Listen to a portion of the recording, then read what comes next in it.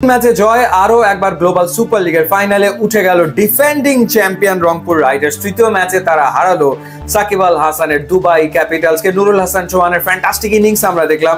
শুরুটা অবশ্য করেছিলেন সৌম্য সরকার। ইন্টারেস্টিং ব্যাপার হচ্ছে যে 36 রানের যে ইনিংসটা তিনি খেলেছেন সেখানে তিনি 4টা ছক্কা হাঁকিয়েছেন, কোনো চার নেই। এবং সৌম্য সরকার উইকেটটা কে নিয়েছেন? সাকিব আল হাসান নিয়েছেন। সাকিব আল হাসান 4 ওভার বল করেছেন, 4 ওভার বল করে মাত্র 16 রান খরচায় 1 উইকেট তিনি নিয়েছেন। নুরুল হাসান সোহানের কথা বলছিলাম। ইনিংসের শেষ দিকে 18 বলে 34 রানে যে ইনিংসটা খেলেছেন নুরুল হাসান সোহান, সেটা 188.88 স্ট্রাইক রেটে তিনি খেলেছেন।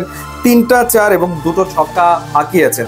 নুরুল হাসান সোহান নিজে পারফর্ম করছেন এবং একই সাথে কিন্তু দুর্দান্ত ক্যাপ্টেন্সি করছেন। আমরা নুরুল হাসান সোহানকে নিয়ে বারংবার আলোচনা করেছি যে অচিরেই হয়তো বা বাংলাদেশ টি-20 দলে আমরা নুরুল হাসান সোহানকে দেখব এবং আরো একজনকে হয়তো আমরা দেখতে পারি, তার নাম হচ্ছে খালেদ আহমেদ। খালেদ আহমেদ তিনি মূলত রেড বল ক্রিকেটার, এটাই আমরা জানতাম যে লঙ্গা ভার্সন ক্রিকেট টেস্টের জন্য ভীষণ রকম খালেদ আহমেদ উপযোগী। কিন্তু এই গ্লোবাল সুপার লিগে আমরা দেখছি যে খালেদ আহমেদ হোয়াইট বল ক্রিকেটে কতটা এফেক্টিভ আসলে হচ্ছেন। পরপর 2টো ম্যাচে তিনি 4 উইকেট করে নিয়েছেন। ম্যাচ সেরার পুরস্কার তিনি জিতেছিলেন এবং এই ম্যাচটাতেও কিন্তু খালেদ আহমেদ 2টো উইকেট নিয়েছেন। 3.2 ওভার বল করে 14 রান খরচায় 4.20 হচ্ছে তার ইকোনমি রেট।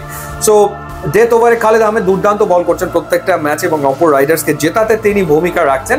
সো এই টুর্নামেন্টে যারা পারফর্ম করছেন ডেফিনেটলি সেই পারফরমেন্সও নির্বাচকরা দেখবেন এবং আমার ধারণা যে সামনের দিনগুলোতে নুরুল হাসান সোহান কিংবা খালেদ আহমেদ তারা আসলে বাংলাদেশের টি-20 দলে হয়তো বা জায়গা পেয়ে যেতে পারেন।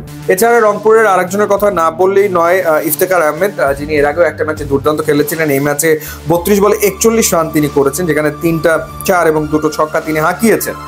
আর দুবাই ক্যাপিটালস যখন জবাব দিতে নামলো 159 রান তাদের করতে হতো ম্যাচটা জেতার জন্য। তো দেখার ব্যাপার ছিল সাকিব আল হাসান তিনি আসলে কেমন করেন। এদিন তিনি ব্যাটিংয়ে ব্যর্থ হয়েছেন, 7 বলে 3 রান করে তিনি আউট হয়েছেন সাইফ হাসানের বলে এবং তাকে স্টাম্পিং করেছেন নুরুল হাসান সোহান, যেটা খুব ইন্টারেস্টিং একটা বিষয় আসলে ছিল। শেষ দিকে গিয়ে খেলাটাকে আসলে জমিয়ে তুলেছিলেন কায়েস আহমেদ, 8 বলে 18 রান করে। তার আগে কিন্তু মনে হচ্ছিল যে ম্যাচ থেকে ছিটকে গেছে দুবাই ক্যাপিটাল। যখন 115 রানের মাথায় তারা 7 উইকেট হারিয়ে ফেলে তখন মনে হচ্ছিল যে সময়ের ব্যাপার, কিন্তু এই কায়েস আহমেদ 8 বলে 18 রান করে ম্যাচটাকে ক্লোজ করে ফেলেছিল এবং ডমিনিক ব্র্যাক্স তিনি 16 বলে 22 রান করে শেষ মুহূর্তে ক্রিজে ছিলেন এবং শেষ ব্যাটসম্যান হিসেবে তিনি আসলে আউট হয়েছেন এবং তিনি 2টো ছক্কা হাঁকিয়েছেন। ডমিনিক ব্র্যাক্স 16 বলে 22 রান তিনি করেছেন।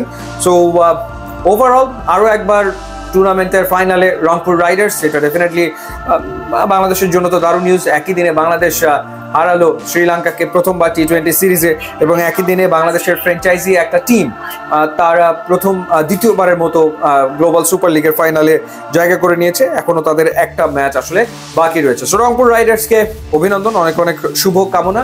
নিশ্চয়ই তারা দ্বিতীয়বারের মতো শিরোপা জিতবে সেই প্রত্যাশা। ইউটিউব ইনস্টাগ্রাম লিঙ্ক দেওয়া আছে, আপনারা যোগ দিলে খুবই খুশি হবে। And thanks for watching.